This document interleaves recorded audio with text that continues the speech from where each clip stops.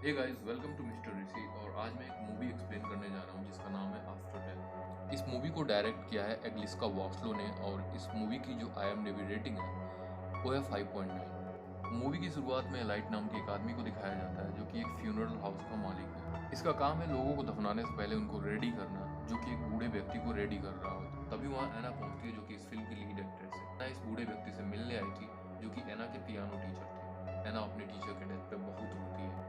Elite एना को देख के समझ जाता है कि एना बहुत ही डिप्रेस्ड है और अपने लाइफ से बिल्कुल भी खुश नहीं है। एना एक स्कूल टीचर थी और उसका एक बॉयफ्रेंड भी था जिसका नाम था पॉल। पॉल एक लॉयर है। दोनों अपने रिलेशनशिप से बेहद खुश थे, लेकिन धीरे धीरे एना के इनसिक्योरिटी के चलते दोनों में झगड़े होने लगे थे। इस फ्यूनरल के अगले दिन ही पॉल को प्रमोशन मिलता है जिसकी वजह से उसको शिकागो जाना था। पॉल ये सारी बातें बताने के लिए एना को 5 स्टार होटल ले गया। यहाँ पॉल एना को प्रपोज करने वाला था ताकि दोनों एक साथ शिकागो शिफ्ट कर सकें। तभी पॉल एना को अपनी प्रमोशन की बात बताता है और जैसे ही पॉल एना को प्रपोज करने वाला होता है, एना पॉल से कहती है कि तुम मुझे छोड़ के अकेले ही शिकागो जाना चाहते हो। पॉल के बार बार समझाने के बाद भी वो पॉल को खरी खोटी सुना के वहाँ से चली जाती है। वेदर खराब होने की वजह से पॉल एना से बार बार कांटेक्ट करने की कोशिश करता है, लेकिन एना उसका एक बार भी जवाब नहीं देती है। बाद एना लाउड म्यूजिक बजाकर तेज तेज गाड़ी चलाने लगती है। म्यूजिक तेज होने की वजह से वो अपने पीछे आ रही वैन की आवाज नहीं सुन पाती है और उसका एक्सीडेंट हो जाता है।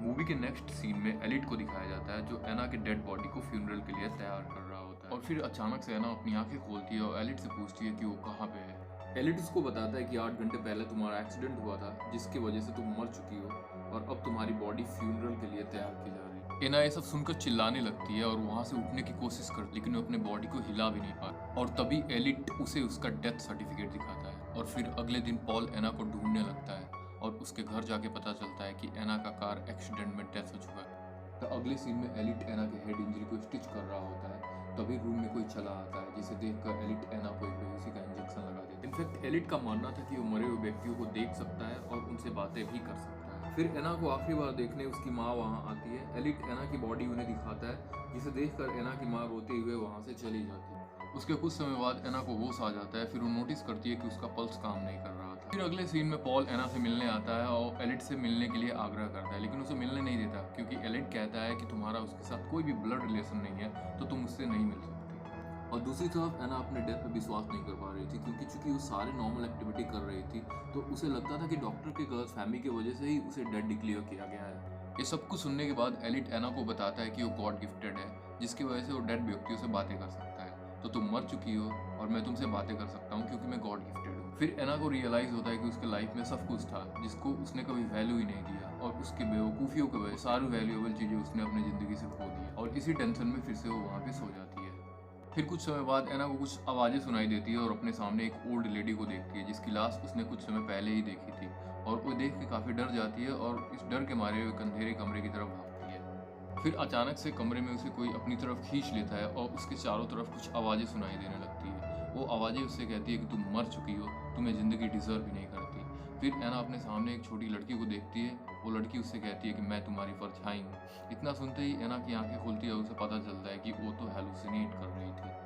अब एलिट एना को पहनाने के लिए एक ड्रेस निकालता है जो ड्रेस उसकी माँ ने उसके फ्यूनरल पे उसे पहनाने के लिए दिया। उस ड्रेस के पास ही एलिट अपना कोट रख के चला जाता है। फिर एना उस कोट में जाके कुछ चेक करती है तो उसे एक चाबी मिलती है और फिर एलिट वापस आके अपना कोट पहन के वहां से चला जाता है। फिर वो चाबी का प्रयोग करके दरवाजा खोलने की कोशिश करती है और फाइनली एक दरवाजा खोल लेती है, लेकिन तभी वहां पे एलिट आ जाता है। फिर एलिट को देखते ही एना एक जगह छुप जाती है। इसी दौरान उसे एक फ़ोन मिलता है।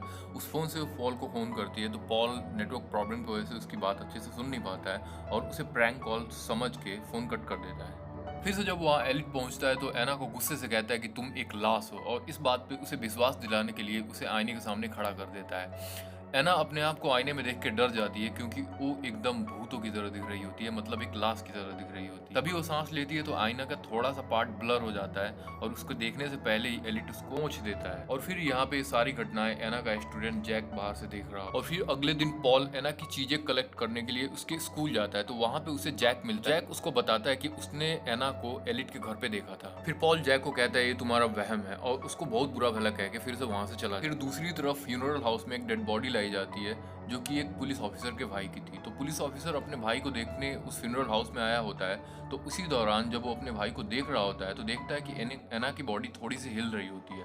तो वो जाके उसकी हार्ट बीट चेक करता है, लेकिन उसकी हार्ट बीट चल नहीं रही होती है, तो वो छोड़ के चला जाता है। कुछ समय बाद वहाँ एना का स्टूडेंट जैक पहुंचता है। तो बातों बातों में एलिट उससे पूछता है कि क्या तुमने कल एना को मेरे घर पे देखा था? तो वो बोलता है हाँ मैंने देखा था। तो फिर एलिट उसको समझाते हुए कहता है कि देखो एक सुपर पावर है, जिस तरह से मैं डेड बॉडी से बात कर सकता हूँ उस तरह तुम भी डेड बॉडी से बात कर सकते हो। इतना सब सुनते ही जैक बहुत ही डर जाता है। अगले सीन में हम पॉल को देखते हैं जहाँ पे पॉल एक रेड ड्रेस में एक लड़की को देखता है। उस लड़की को देखते ही उसे एना की याद आ जाती है और फिर वो जैक की कई बात पे गौर फरमाता है और तुरंत फ्यूनरल हाउस की तरफ निकल जाता है। फ्यूनरल हाउस के सामने खड़े होकर जोर जोर से एना एना चिल्लाने लगता है, लेकिन उधर से कोई भी जवाब उसको नहीं मिलता। पॉल एना के रूम के बाहर जाके उसके दरवाजे के सामने एना एना चिल्लाता है। एना उसकी बात सुनकर भी उसको कोई जवाब नहीं देती, क्योंकि उसको लगता है वो तो मर चुकी है, तो उसके बोलने से कोई फायदा नहीं है। फिर एलिट उसको वहां से जाने के लिए कहता है और पॉल वहां से। पूरी घटना के बाद पॉल अपने फ्रेंड टॉम के पास जाता है और उसे बताता है कि शायद एना जिंदा है और मैं उसकी बॉडी का फिर से री एग्जामिनेशन कराना चाहता हूँ। टॉम कहता है कि डॉक्टर ने खुद उसको डेड डिक्लेयर किया है, तो हम उसको दोबारा रिचेक नहीं कर सकते और यहाँ पे उसे पुलिस से कोई भी हेल्प नहीं मिल पाती है। अगले सीन में दिखाया जाता है कि एलिट एना से बातें कर रहा होता है। फिर एना कहती है कि उसे जिंदगी में कभी भी प्यार नहीं मिल पाया और फिर एलिट उसे गुस्से से कहता है कि तुम्हें जिंदगी में प्यार मिला था, तुम्हारी माँ से, पॉल से, इनफैक्ट तुम्हारे मरने के बाद आज भी वो तुमसे उतना ही प्यार करते हैं। फिर एना कहती है कि उसकी माँ ने बताया था कि प्यार में सिर्फ दर्द भरा होता है, इसीलिए वो किसी भी रिलेशनशिप को अच्छे से निभा ही नहीं सकी और इसको समझ नहीं सकी और इस बात की इनसिक्योरिटी रहती थी कि वो इस रिलेशनशिप को एक दिन खो देगी। फिर एलिट एना से कहता है कि अगर तुम्हें दोबारा मौका मिले जिंदगी जीने का तो तुम क्या करोगी, और ऐसा कहते कहते वो दरवाजा धीरे से खोल देता है। फिर एना घर जाके देखती है कि एना की माँ, उसके रिलेटिव और पॉल सब मिलके उसका फ्यूनरल कर रहे होते हैं। एना पॉल से पूछती है कि उसके मौत के बाद तुमने इतना जल्दी मूव ऑन कैसे कर लिया। फिर पॉल कहता है कि तुम्हारे डेथ से मुझे कोई, उसके बाद सब मिलके उसका फ्यूनरल कर देते हैं। ये सब कुछ देखने के बाद एना बहुत ही उदास हो जाती है और अपने हेलुसिनेशन से बाहर निकलती है। दरअसल एना इतने समय से हेलुसिनेट कर रही थी और फिर से एना अपने अंदर भरे इनसिक्योरिटी के कारण कहती है कि थैंक्स गॉड कि मैं मर चुकी हूँ। एना को देख के एलिट हंसने लगता है और कहता है कि तुम जैसे लोग तो कभी जिंदगी जीना ही नहीं चाहते, क्योंकि तुम जैसे लोग तो जीते जी ही मर चुके हो। अब एना के फ्यूनरल के दिन एलिट एना को रेडी करके उसे कॉफिन में सुला देता है और एना भी सब कुछ किस्मत पर छोड़ देती है। और यहाँ पे एलिट फिर से एना को एक आखिरी बार आईना दिखाता है और आईना फिर से एक बार एना के सांस लेने की वजह से ब्लर हो जाता है। इससे पहले कि एना कुछ कर पाए एलिट फिर से उसको एक इंजेक्शन लगा देता है और वहाँ पे एना के फ्यूनरल में सब लोग मौजूद होते हैं। फिर पॉल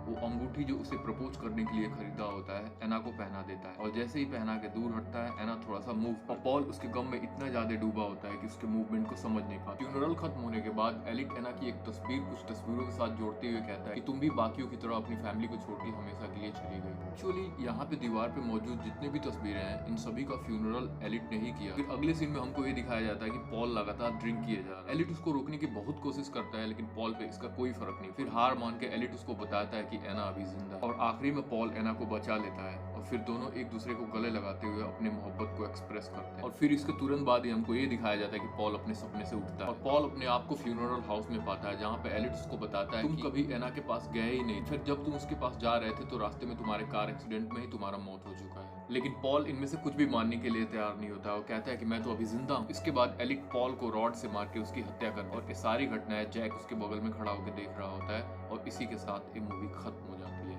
एक्चुअली ये मूवी थोड़ा सा कॉम्प्लिकेटेड है, तो चलिए इसको अपनी तरफ से थोड़ा सा समझ लें। एक्चुअली एना कभी मरी ही नहीं थी। शुरू में जब एना अपने टीचर के डेथ वाले फ्यूनरल पे आई थी वहाँ पे एलिट उसको देख के समझ गया था कि एना बहुत ही इनसिक्योर लड़की है। इनफैक्ट एलिट एक सीरियल किलर लोगों को एना की तरफ फॉलो करके उन्हें अपना विक्टिम बनाता था और फिर उनका फ्यूनरल करवाता। एलिट का ये मानना था कि एना के जैसे लोग सिर्फ एक जिंदा लाश हो जो अपनी जिंदगी की सारी खुशी को छोड़ के सिर्फ गम में डूबे रहते हैं और इस टाइप के जो लोग होते हैं ना तो खुद खुश रहते हैं और ना ही अपने करीबी लोगों को खुश रहने देते हैं। और इसके बाद एलिट एना को विश्वास दिलाता है कि वो मर चुकी, लेकिन एलिट एना की बातें सुनकर जिंदगी जीने का एक और मौका देता है और फाइनली एना अपने इनसिक्योरिटी की वजह से इस मौके को भी गवा देती है। एना के मौत के बाद पॉल काफी डिप्रेस्ड हो, फिर एलिट उसको बताता है कि एना अभी भी जिंदा है। उसकी बातें सुनकर पॉल अपने कार में बैठ के एना के कब्र की ओर जाने लगता है और फिर इस मौके का फायदा उठा एलिट रास्ते में उसका एक्सीडेंट करवा देता है। हे गाइस, ये था आफ्टर लाइफ मूवी का पूरा एक्सप्लेनेशन। अगर आपको ये मूवी समझ में आई हो तो प्लीज इसको लाइक करो, मेरे चैनल को सब्सक्राइब करो और उन सारे दोस्तों के साथ शेयर करो